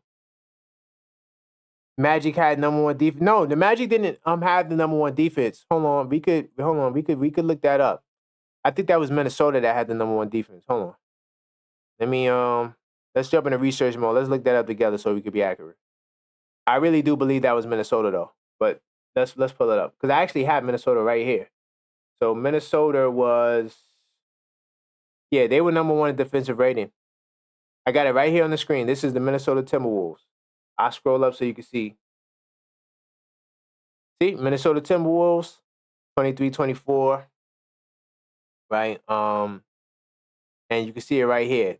Defensive rating, they were number one out of 30. They also had, they were also number one in opposing points. So they did a good job holding the opposing team to the least amount of points, right? And they had a pretty high net rating. You can see here, they was third in net rating, plus 6.6. Of course, I think the Celtics was number one in that. So, yeah, the Wolves are the number one defensive team last year. That's why Rudy Gobert won it. Because the logic at the time was he was the best defensive player on the best defensive team. But, yeah, I mean, hey, they beat the one game where Rudy Gobert missed because I think he had childbirth or something like that. I think he had a kid or something like that. Right? Salute to Rudy for that. But that one game, they blew Denver out. And the defense was so impressive. And my thing is, like, if you're defensive player of the year, yeah. By the way, the point of this whole exercise here, and I'll put this on the screen too so you guys can see it. These are the teams, right, from last year. I'm taking Caruso off the list. I'm taking Suggs off the list. I might even take McDaniels off the list, but McDaniels is a pretty good defender, and he's on the top defensive team. So that's going to give you the light. But I think the Knicks will be a top defensive team too. And I think with the notoriety that Mikal Bridges has and OG has just for being top defensive guys, the only thing that's keeping OG or Mitchell Robinson off the list will be the injuries, right? Like I said earlier, Mikal Bridges was like runner-up for Defensive Player of the Year. So I think Mikal might be the only lock, I feel like, to make the team, if you ask me, only because of his durability. And he's going to be on that big stage, and the narrative is going to be, oh, he plays good defense, right? And if the Knicks are a top defensive team, that's another thing that pushes you over the top. But Mitch, of course, for obvious reasons, when you look at Mitchell Robinson, he's 7'1". If he plays 65 games, he's probably going to give you 2 blocks. He's probably going to give you, a good amount of defensive rebounds. Yeah, I think Mitch, he's someone that would be a shoo-in too, but he has to play the games. Let me see what they talking about in the chat. Jerton 7 was never going to be in the rotation. Yeah, Jerton 7 was playing over Kessler. Knicks 100, that's what I'm talking about. Kessler doesn't get the light. All right.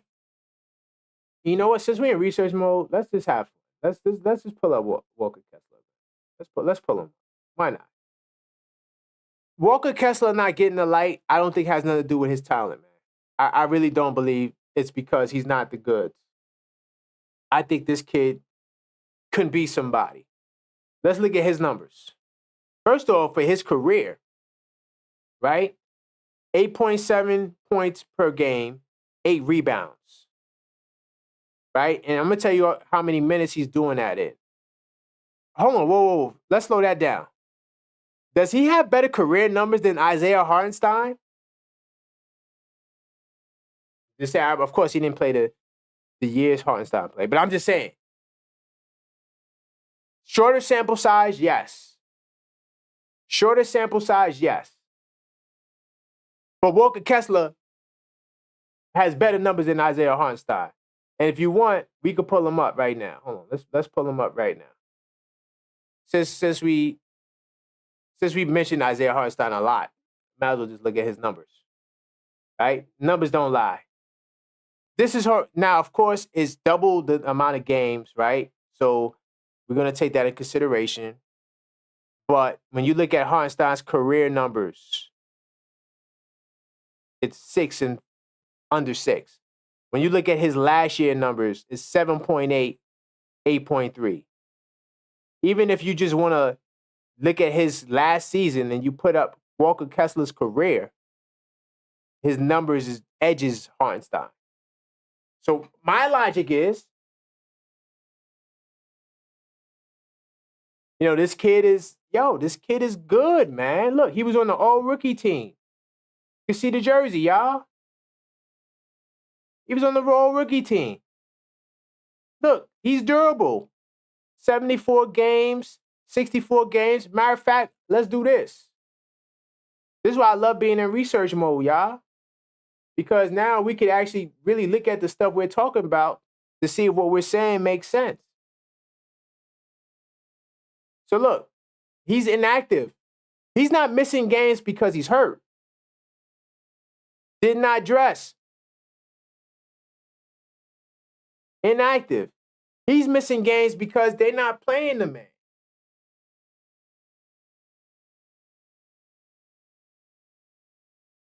Then look, when they play him, look at this game right here against Sacktown, right? They got smacked. He had what? Oh, I guess his numbers were not impressive. But he did have 8 rebounds. And 3 assists. And 3 blocks. Was it in garbage time? Probably. But what I'm saying is, guys, the kid can produce, man. You guys are talking about Isaiah Hartenstein. And I'm like, yo, why are y'all making such a big deal about Hartenstein? He didn't even average a double. I don't have his starting numbers. But even if you look at the numbers where he just started, it's not, groundbreaking. It's not a double-double. I think it was like 9 and 8 or something, like 9 and 8. So you trying to tell me that Walker Kessler can't come in and give you that? He's giving you this already. He's giving you 8 and 7.5 in 64 games. Hold on, I didn't tell you the minutes. I'm gonna tell you the minutes right now. Let's just back out of here. I'm saying get this Walker Kessler kid, man. 23 minutes, y'all. 23 minutes, he's giving you 8 and 7.5. Just saying.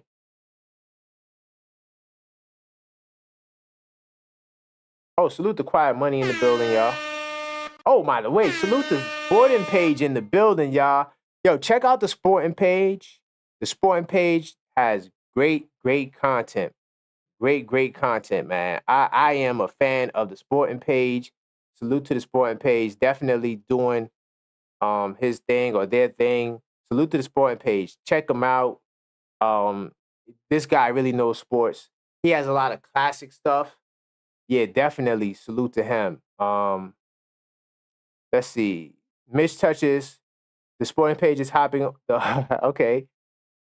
Mitch touches the early in every game. That's how you keep the big dog protecting the rim. Okay. I like that. That's a good strategy, sporting page. Yeah. Offensive glass. I'm gonna get to Mitch. Hopefully we have time. I'm gonna try to speed this up a little bit because I do want to get through these expectations. But Mitch is gonna be a very interesting guy. There's intangibles that iHeart possesses that Kessler doesn't. Knicks will be champ. I give you that. And I told you what they are. The only intangibles that you're going to mention is IQ stuff. Isaiah Hartenstein at times can operate as a point center, especially from the nail, where he can actually make decent passes, right, to guys diving, cutting, backdoors. He recognizes that. I give Hartenstein that, right? Incredible stuff. But at the end of the day, it's not going to make us or break us, bro. That's just the raw truth.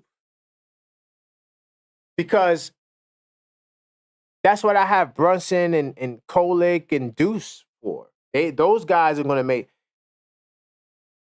Okay, it's good to have another guy that can do that on the floor, I guess, right? But let's keep it real. What we want from these guys is to dominate the boards, dominate, the paint, right? And Walker Kessler helps us sustain. So if Mitch can stay healthy, Mitch, I didn't even put Mitch's numbers up, but Mitch definitely could be all NBA defensive team for sure. But I also I see a world if they get Kessler where he could just take over. I do see it happen. I'm not saying it's going to happen. Not saying they're going to trade for him, but I'm just keeping it 100% funky. Let me let's go to number 5, y'all. Go to number 5. Salute to everybody in the building. I don't think I'm gonna get to everything, but maybe I'll finish it on another show. Maybe next week we could finish the rest of these. But here's another one. This is my another expectation. I think the Knicks will have top 2 defensive rating. I think it's possible we could have number 1 defensive rating, right? A lot of reasons why I say this. Some of the reasons we already talked about, right? The 2 All-NBA defenders, right? I think that if you have 2 to 3 All-NBA defensive teamer quality guys on your squad, look at Minnesota. Because even Ant-Man, to be honest, Ant-Man can be, there could be an argument for him making that team. Ant-Man plays really good defense, but of course, maybe advanced stats and metrics. I'm not an advanced stat guy. I talk about some of them a little bit, but to me, the advanced stats is mostly capped because you can make anyone look good looking at advanced stats. You can make Isaiah Hartenstein look better if you want to look at it. You know what I'm saying? I don't care about none of that stuff. I like traditional stats. Not that they tell you everything, but it paints a picture. I'm just going to say it like that. Now, last year, I'll jump into research mode for this. Last year, the Knicks, they were number 7, I believe, in defensive rating, right? And we were one of 4 teams last year to be, let me go to the Knicks. 1 second, y'all. We were one of 4 teams that were top 10 in offensive efficiency and defensive efficiency, right? And I think the Celtics were the only one to be top 5 in offensive efficiency and defensive efficiency last season. I think that we could get up there with the Celtics. I think I'm going to add top 5 offensive rating too, add to this expectation. So this is not just going to be defense. This is also going to be offense. Hold on. Let me get my number 5 up there, man. Get my number 5 up there. Okay, bam. So look. So yeah, last year, this is us last year. I just peeped that. They expected us to win 53 games last year? I don't remember that. Do you guys remember being projected to win 53 games? Maybe so. I don't know. That's interesting. 53. I know they was talking about 5th. I know a lot of experts had us as a 5th seed last year. Anyway, I digress. So look, when you look at the ratings, matter of fact, I'm gonna go down to the window. It's better to see it here. So when you look at it here, you see we were 10th in defensive rating, my fault. 7th in offensive rating. Okay, cool. Now, the key thing that you have to understand was the Knicks started the season 17 and 15.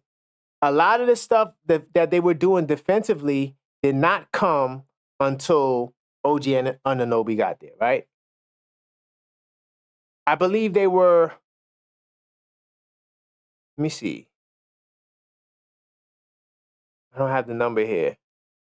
I believe the Knicks were so this is before OG. They were 20th. I think it was around 20th, maybe 17 to 20th in defensive rating before OG. OG gets there and doesn't even play every game. And the Knicks get to 10th. So because the Knicks started out slow, that's why their defensive rating is not higher.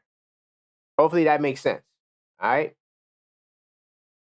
Now, I talked about the multiple All-NBA defenders, right? Another key thing, and let me see if I can pull it up on here. Another key thing that I want you guys to realize, I don't think they have it here. I know ESPN will have it. But this to me is like one of my most important stats that I look at, right? When it comes to teams like standings wise, right? Let me see if I can pull it up right quick. So open up this standing window. Hopefully they got it. Because I want you guys to see it on the screen. I want you to look at everybody else's stat too. Remember I told you guys that Minnesota was number 1 in points. Okay, yes, here we go. All right, perfect, right? They got it. So, of course, Minnesota, they were number 1 in the points against, right? And I'll put it up there so you can see it. I got it highlighted on the table. Just look at the yellow, okay? When you look at the Knicks, right? The Knicks also was the second highest in points against. Of course, you could argue we play at a slow pace. I don't care about that. Doesn't matter. We were holding our opponents to the second lowest point total per game, which is 108.2 points. Right behind Minnesota, they were at 106.5 points, right? And also, we were a point better than the Celtics.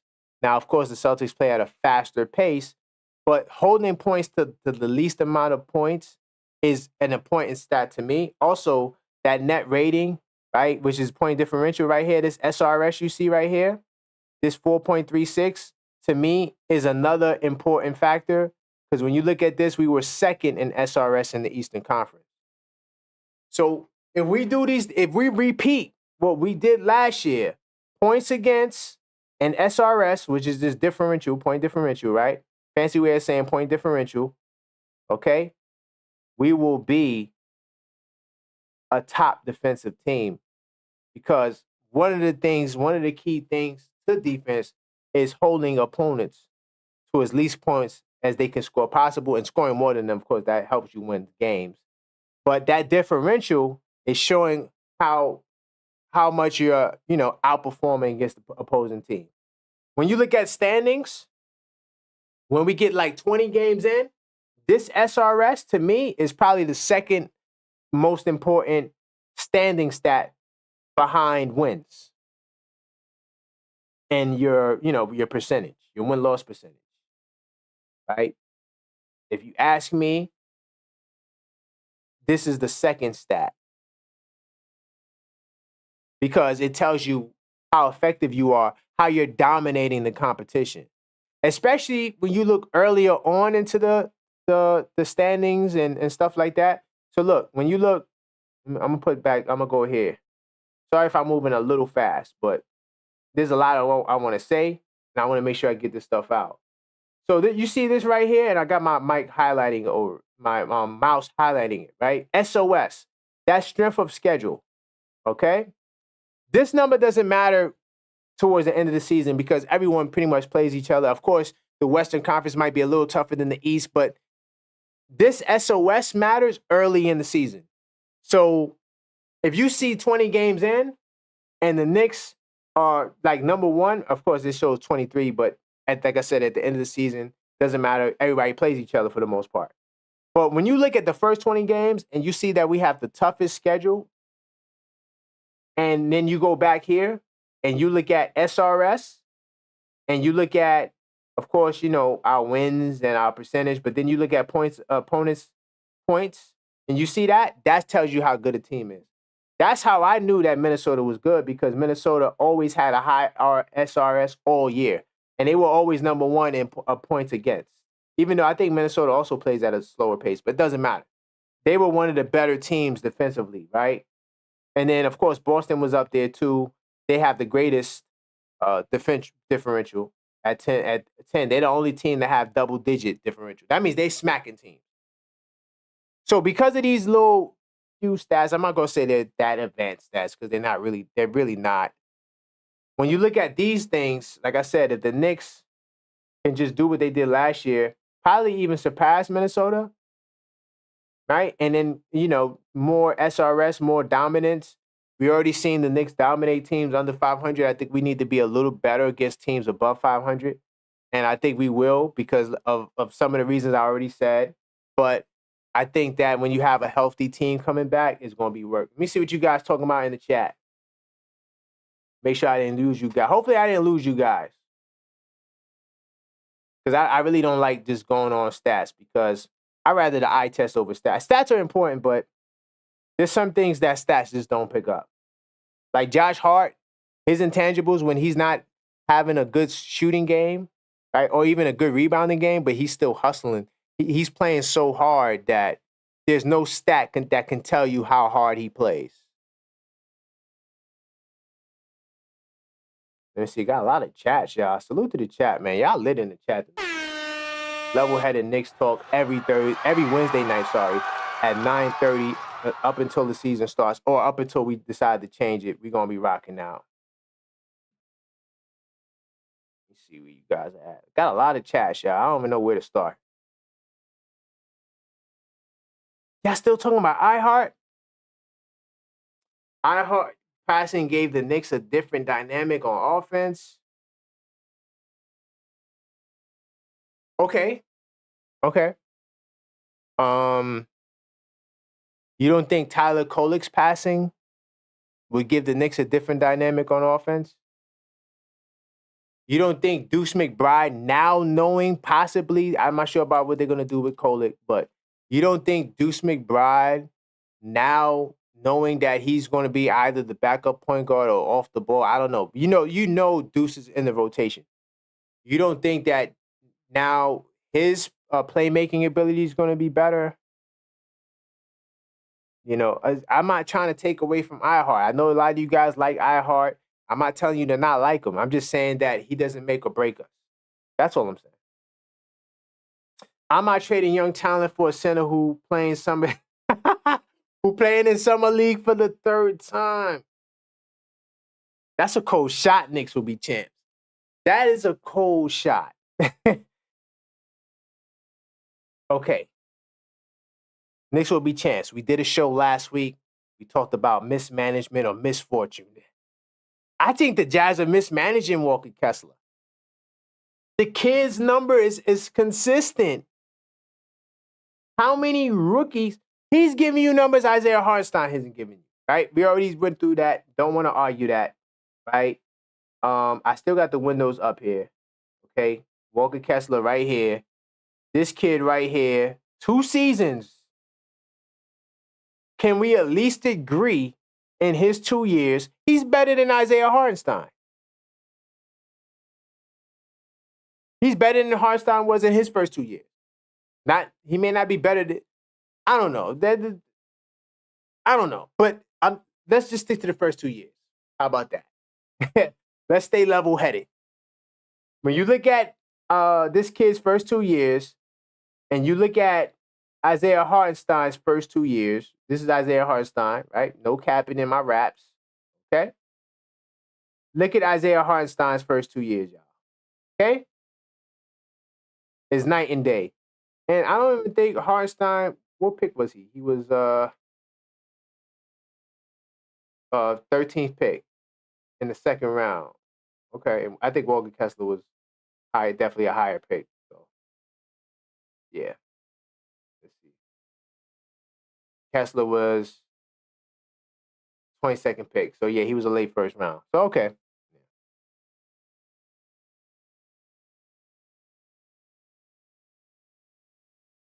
Honestly, bro, it wasn't about Hartenstein's numbers as much as him being cerebral. Yeah, but you don't think Walker Kessler could be cerebral?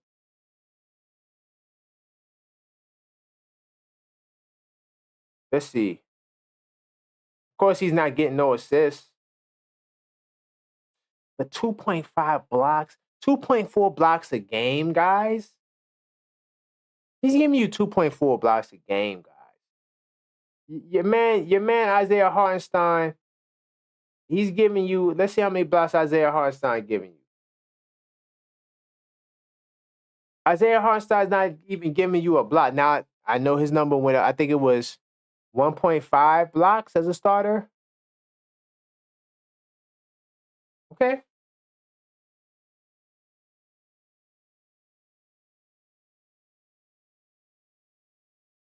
aside from taxes, I think I Heart True Love for Mitch made him leave. Hey, yo, that could be a possibility because I do think that if they would have kept Hartenstein, Mitch would have been out of there. If they would have kept Hartenstein, I do think Mitch would have been out of there. Let me see. I think I'm gonna save the rest, guys. What do you guys think? Do you guys think that I did enough tonight? I got 5 more things. Honestly, I technically got 7, but I got 5 more expectations for the regular season. Didn't get through all 10, but I got through 5. And you guys are talking about Isaiah Hartenstein. So Knicks 100, he gave Mitch his spot back. That's crazy. That's like saying, it's not like saying that. I'm a reserve that. Possibly. All I'm saying is give this kid Walker Kessler a chance because if you look at Isaiah Hartenstein's first 2 years, y'all, it's just not good. He played less than 50 games in his first 2 years. Walker Kessler, this is his first 2 years. And he was all rookie 3rd team. He's consistently giving you 2-point-something blocks a game. I'm sorry, y'all. I'm going after this Kessler kid, y'all. And yo, I know you guys don't want to do it, but I might give up Deuce, man. I'm sorry. I love Deuce. But this kid right here is what we need. What we need.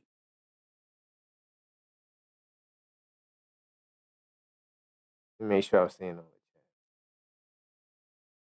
chat. Loot the quiet money. Okay, I gotta scroll up a little bit. You're in 7. Oh, you know what, Knicks 100? You said you're in 7 was playing above this kid, right? So I'm gonna pull up your in 7's numbers. So if your in 7 was playing above Kessler, that would mean that his numbers would be better, right? So look, I ain't gonna lie to you guys. The Walker Kessler argument just gets stronger and stronger as you guys chat. This is this kid, Omar Yurton 7, y'all. Okay? He played 48 games. He gave you a whopping 4-4. He played 11 minutes a game. How is he playing more than Kessler? He's also been in the league a year longer than Kessler. And didn't the Knicks work this kid out? I think the Knicks worked this kid out. From Turkey. I don't think he was drafted. This kid wasn't even drafted. And you saying that this kid was over Kessler? He started 12 games. I want to see what he did though. Let me see. He might have put in work over Kessler. Let's see. Matter of fact, to make this easier, I'm gonna sort just because he started 12 games, so it's easy to see what he did in his. So this is Jurgenstein's 12 starts. He had a 20 and 11 game as a starter. He had an 11-18 game. He had 9 and 15 one game. 12 and 7. Yeah, but what about the 6 and 7, 7 and 10? 7 and 10 is not bad. 4 and 4. 2 and 7. I don't know, guys. I'm taking Kessler, y'all. I'm sorry, man. It's just, yeah, I think I'm going with the Walker Kessler, man. I think I'm going with Walker Kessler. Let me see if there's anything I missed, y'all. So I got through 5.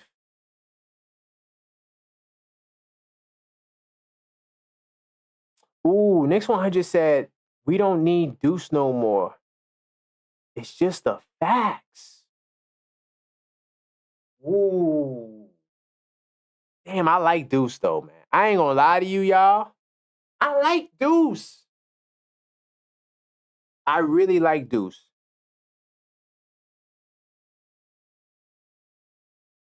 Oh, he said you gotta watch him play. He is I Heart. Wait, you saying Kessler is I Heart? Or not the Eurenstein kid, right? I Heart for his shortcomings was a great passer.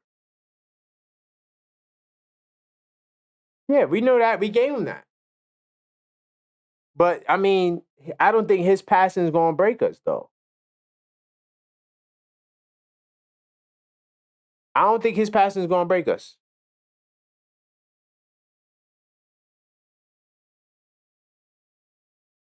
I had another screenshot I wanted.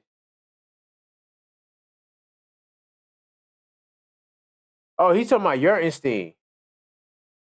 Yo, Knicks will be Knicks 100. I saw like 3 or 4 games that were really good from the Eurenstein kid. Honestly, I wasn't impressed with anything else. Now, once again, of course, I didn't watch this kid play. You know what I'm saying? I didn't watch too many Utah games. I probably watched a couple of Utah games outside of the games the Knicks played against them. So I'm not gonna cap and act like I know what's going on.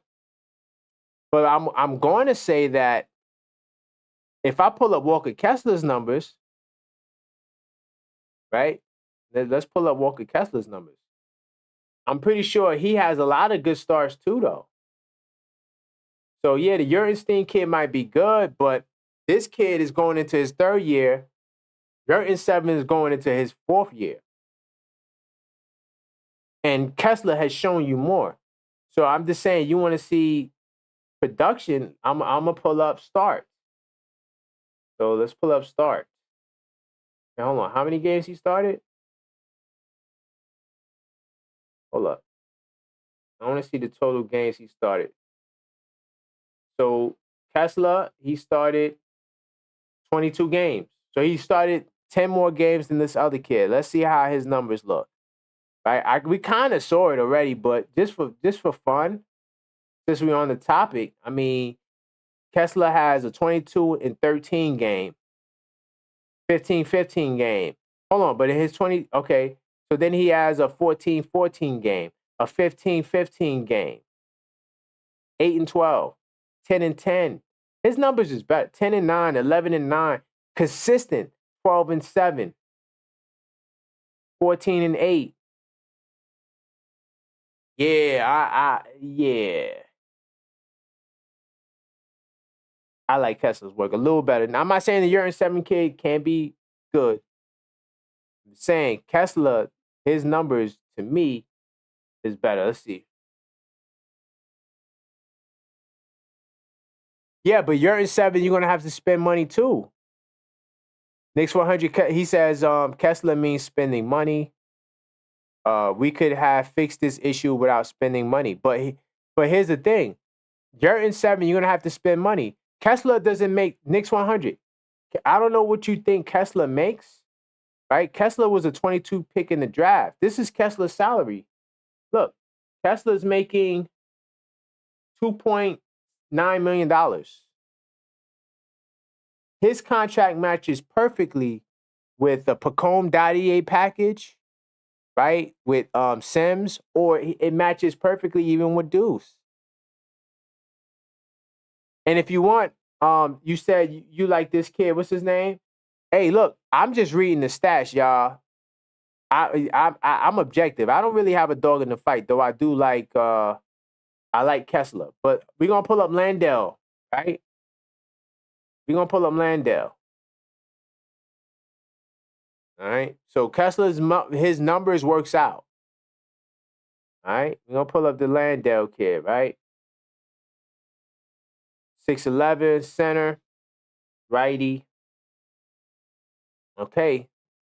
He played more games than Kessler.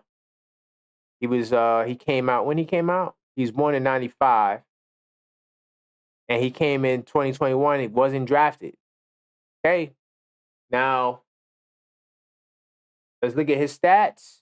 He's giving you a whopping 5-3. He started 3 games, only played 56 games. He's only playing 13.6 minutes. So, hey, I guess per 36, let's go per 36. Per 36, he's giving you 12 and 8.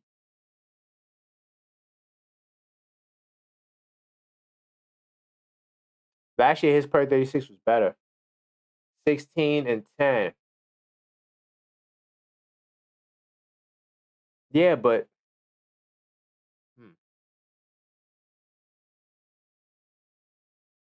what about this kid Landale you like? I mean, let me see what his contract look like.